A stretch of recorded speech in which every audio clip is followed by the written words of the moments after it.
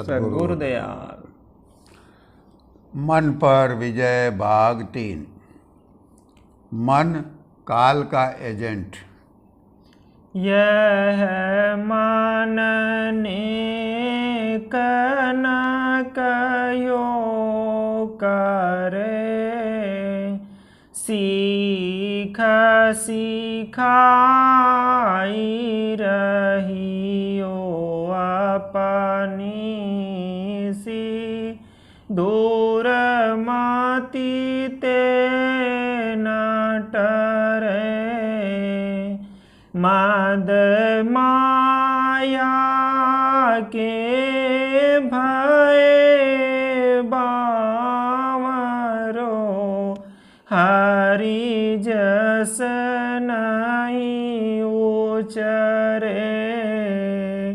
यह मन नेक न कयो करे, करी पर पांच जगत को डहकै, अपनो उदर भरे, स्वान पूछ ज्यों होयन सूधो, कयो न कान धरे।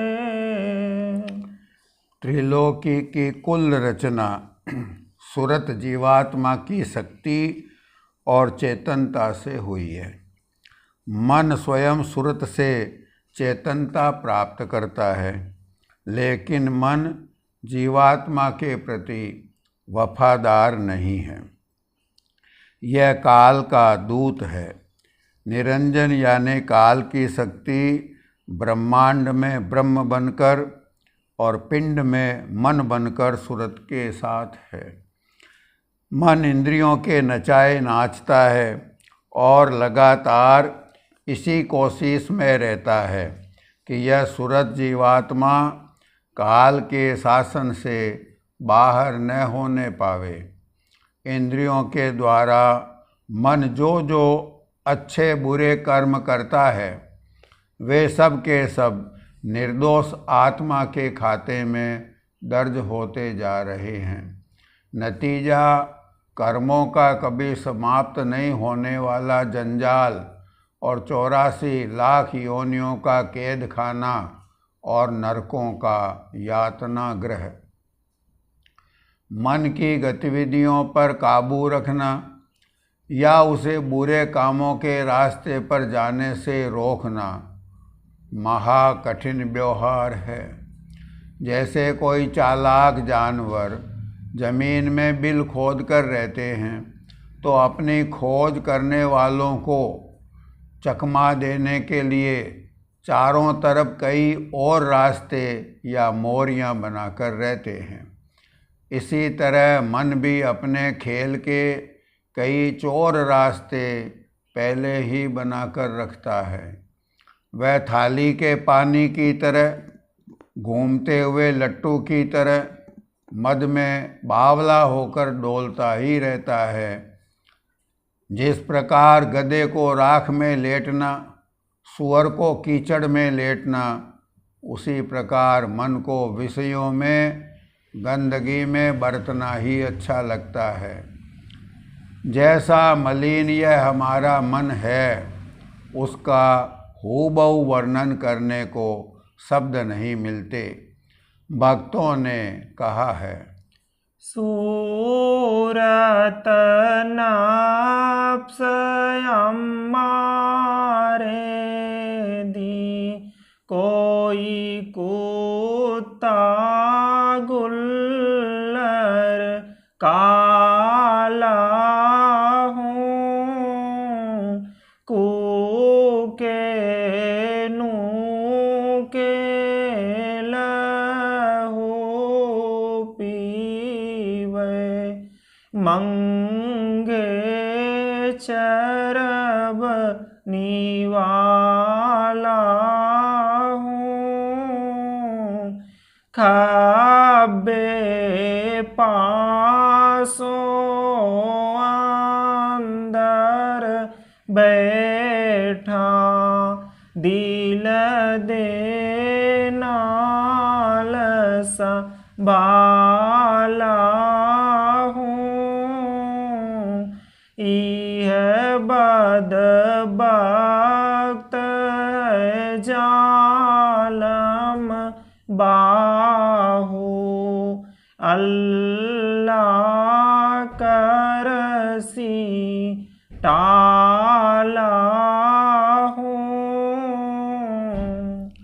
मेरा अड़ियल मन बदसूरत काले कुत्ते जैसा है जो हरदम चीखता चिल्लाता ही रहता है।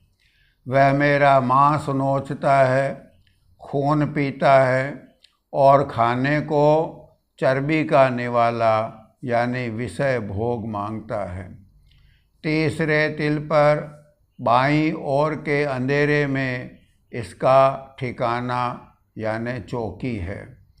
ए परवरदिगार मालिक, मुझे इस बदबख्त जालिम के हमलों से बचा।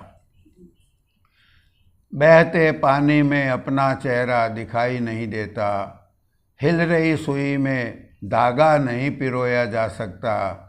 इसी तरह मन स्थिर हुए बिना प्रभु में लौ नहीं लग सकती। संतों ने बताया कि पूरी त्रिलोकी में मन का ही राज्य चलता है। संतों ने कलयुग में आकर ये संदेशा दिया। संतों ने उन धनी का भेद जगत में प्रकट किया जो मन और माया की हद के पार हैं। संतों ने उन धनी का नाम सतगुरु बताया। सतगुरु शरण और शब्द की साधना से मन पर विजय। जिन्होंने सारी सृष्टि की रचना किया है वे अनादि पुरुष ही सतगुरु हैं। वे सत्य हैं, निर्मल चैतन्य हैं, मन माया काल के परे हैं। संतों ने उन दयाल प्रभु की भक्ति का तरीका सुरत शब्द योग जारी किया। सुरत शब्द योग यानी चैतन्य धार सुरत को चैतन्य शब्द को सुनते हुए पलटा करके उस निर्मल चैतन्य के भंडार सत्य पद में तद्रूप करना। इसकी विधि उन्होंने एकांत में जिज्ञासुओं को समझाई और यह बताया कि अब तुम उन सत्य पुरुष की मदद से मन पर कंट्रोल कर सकते हो। जिज्ञासुओं ने कलयुग में संतों की शरण लेकर इसकी साधना को किया और 14 भुवन के पार ज्योतिर्मंडल में पहुंचकर ज्योति स्वरूप का दर्शन किया। गुरु कृपा से आगे चले और आगे चलकर त्रिकुटी में पहुँचे, वहाँ ब्रह्म का दर्शन किए। गुरु कृपा से उसी शब्द की डोरी को या धार को जो ऊपर से आ रही है उसको पकड़कर आगे चले और शून्य में पहुंचकर परमहंस स्वरूप प्राप्त किया। वहाँ पार ब्रह्म का दर्शन किया। उसके भी आगे महाशून्य में जहाँ महाकाल और महामाया रहते हैं, वहाँ उनका दर्शन करके गुरु कृपा से महाशून्य को भेद कर आगे चले और सत्य देश में पहुँचे। सत्य देश में निर्मल चैतन्य स्वरूप प्राप्त हुआ। उसे प्राप्त करके सदा के लिए परमानंद और सर्वशक्तिधीश्वरता का अनुभव करने लगे। जब सर्वशक्तिमान बन गए तो मन और माया सब पर कंट्रोल हो गया। इस तरह से संतों के नाम के अभ्यास यानी शब्द की साधना के द्वारा कलयुग में मन पर पूरी तरह कंट्रोल हो सका है। शब्द की कमाई के द्वारा मन का जन्मान जन्मों का जड़ स्वभाव ही बदल गया। पहले यह मन काग था, करता जीवन घात। अब तो मन हंसा भया, मोती चुग चुग खात। जिन भाई बहनों को मन वश में करना हो वो ये सब सुनकर परमार्थ की सब बारीकियों को शोधें और सुनकर के समझें। यहाँ हमने मुख्तसर संक्षेप में बयान किया है। कई दिन सत्संग करके बारीकियों को समझ करके और सुरत शब्द योग का भेद और उपदेश लेकर गुरु से हर प्रकार की हिदायत व मदद लेते हुए सुरत शब्द का साधन करके ब्रह्म व शून्य के पार सत्य देश में पहुंचकर मन पर पूरा कंट्रोल करें। उसी से काल, कर्म और माया सब पर कंट्रोल हो जाएगा, क्योंकि रचना में बाकी के तमाम धनी और अधिकारी भी उसी सर्वशक्तिधीश्वर सद्गुरु दयाल से ही शक्ति प्राप्त करते हैं। जब इधर की शक्ति क्षीण हो जाएगी तो मन बेकार और कमज़ोर हो जाएगा। मन धीरे धीरे और कमज़ोर होता चला जाएगा। यह सुरत शब्द योग का साधन अत्यंत सरल, सबसे सरल है। पुराने साधन जप तप, मुद्रा योग, सांख्य योग, प्राणायाम योग, यज्ञ आदि सब अधूरे साधन थे। उनसे मन पर कंट्रोल भी नहीं हो सका तथा वे साधन बहुत कष्ट साध्य थे। सुरत शब्द योग को समझकर इसका अभ्यास जब लगन के साथ 2-4 महीने किया जावे तो साधक सत्संगी को अपने मन में इत्मीनान यानी भरोसा हो जाता है कि हाँ, हम इस अभ्यास से मन को जीत लेंगे। कारण कि इस अभ्यास को शुरू करते ही मन की मलिनताएं कम होना शुरू हो जाती है। फिर आध्यात्मिक साधना की रास्ते की कैफियत भी सामने आने लग जाएगी। यानी शब्द की साधना के मुकाम, नूर, प्रकाश और आनंद जो है वो दिखाई सुनाई देना चाहिए। वो जब दिखाई सुनाई देगा तो भरोसा मजबूत हो जाएगा। और जब गुरुदेव से कहोगे या पूछोगे तो गुरुदेव सब कुछ बतलाते जाएंगे, मार्गदर्शन देंगे। सच्चे पूरे संत सद्गुरु की शरण लेकर सुरत शब्द योग की कमाई से सरल और कोई उपाय मन को जीतने का चारों युगों में नहीं है। लेकिन ये सच्चे संतों की सत्संग के बगैर नहीं बनता, इसलिए सत्संग में हाजिरी देना जरूरी है। ये जबानी जमा खर्च की बात नहीं है। संत सर्वेश्वर प्रभु के अवतार हैं, तो उन्होंने दया करके इतना सरल उपाय जारी फरमाया है। यदि इससे भी सरल उपाय ढूंढते हो तो क्या बिना घी के मालपुड़ा बन सकता है क्या? नाम की कमाई में सच्ची मेहनत करनी ही चाहिए।